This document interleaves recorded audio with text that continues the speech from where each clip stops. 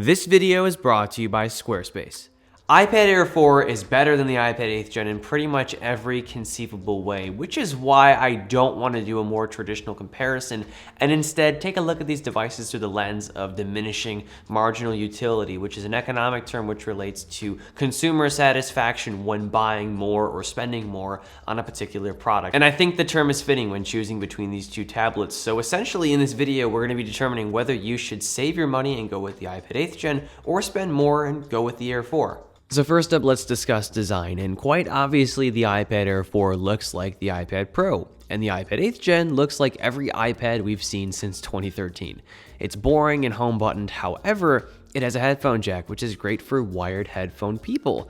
And besides being a lot more square and cooler looking, the Air 4 offers I can never say this, USB Type-C instead of Lightning. This offers a lot more versatility and connectivity, which isn't really possible with the Lightning port with the 8th Gen.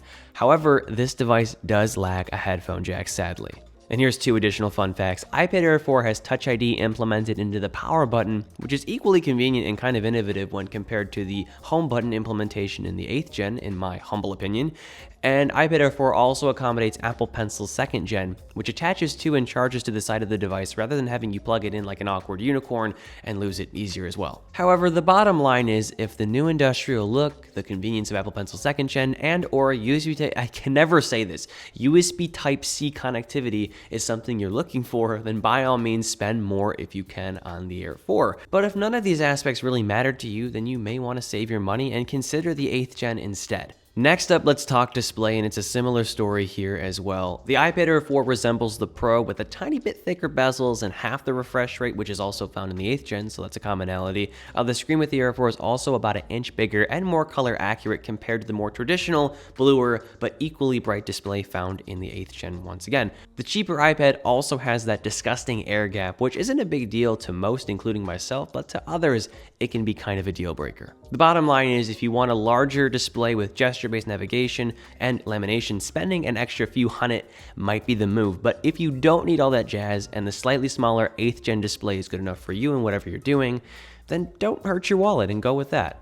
Next up, before we continue with the video, I want to briefly touch on today's video sponsor, Squarespace. And beyond offering super clean website templates and layouts, they offer powerful tools to bring your site to the next level. For one, anything you put together is optimized for mobile devices, which can save you a lot of headache down the line. Secondly, for a content creator like me, their members areas feature is really enticing, as it allows me to post members-only content, communicate with my community, and generate revenue as well. They also offer great search engine optimization tools, pushing your site to the top of search results and removing the guesswork from the equation entirely. Visit squarespace.com for a free trial, and when you're ready to launch, go to squarespace.com/NoahHerman to save 10% off your first purchase of a website or domain. Links are in the video description. Next up, let's very briefly touch on battery life here, and this is the exception category because with my experience with these devices, even though they have similar specs, generally speaking, they're going to get you through the day and then some fairly comfortably. They have great screen on time, standby time, you name it. Moving on. Next up, let's touch on camera quality, and simply put, iPad 8th Gen takes some pretty okay back-facing photos and 1080p video. However, it does take trash selfie photos and videos, but does do the trick for Zoom, FaceTime, etc. iPad Air 4, on the other hand, steps things up a notch, shoots not so awful front photos and videos, and shoots up to 4K video with the rear 12-megapixel camera in comparison to the 8-megapixel camera found in the iPad 8th Gen. Even with that said, though, the bottom line is if you need better camera quality for whatever reason, the Air 4 is the obvious choice, but don't think you should be buying it for the camera quality, as the 8th Gen provides identical camera functionality. And finally, let's talk performance. When it comes to everyday tasks like surfing the web, streaming video, and note-taking, the iPad 8th Gen and Air 4 are fairly comparable, although the Air 4 is going to be a tad bit faster opening things and pushing animations, especially in the future with future iPadOS updates. But when it comes to heavy stuff like graphically intense gaming and video editing, the Air offers nearly twice, if not twice, the performance with its A14 chip over the 8th Gen's A12 chip. Bottom line though, if you aren't doing anything that serious or intensive and you don't care about performance, then the 8th Gen is the clear winner here. Although it is a fairly powerful tablet, I did a comparison between it and the 7th Gen,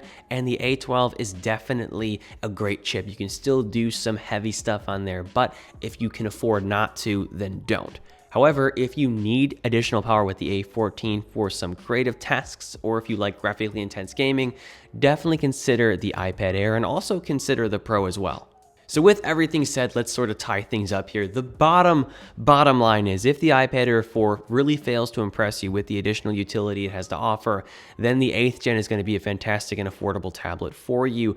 But if you are considering the Air 4 for any of the advantages it has over the 8th gen, I definitely consider demoing it or just buying it outright. Also, if you are big on note-taking with an iPad, regardless of which one you get, I highly recommend you check out Paper-like screen protectors, as they offer a really nice textured, paper-like feel to your digital handwriting. They're also a channel sponsor. However, I can stand by their product any day of the week, and I use it with my personal daily driver iPad 12.9-inch every day. I'll leave a link in the video description if you're interested as well. And that about wraps things up here. I hope this video was helpful. Once again, check out my link to Squarespace in the video description. I'd appreciate it if you leave a like on this video, comment if you have any questions, suggestions, or opinions, and of course, subscribe for more content like this. And as always, I'm Noah, and I will catch you all in the next one.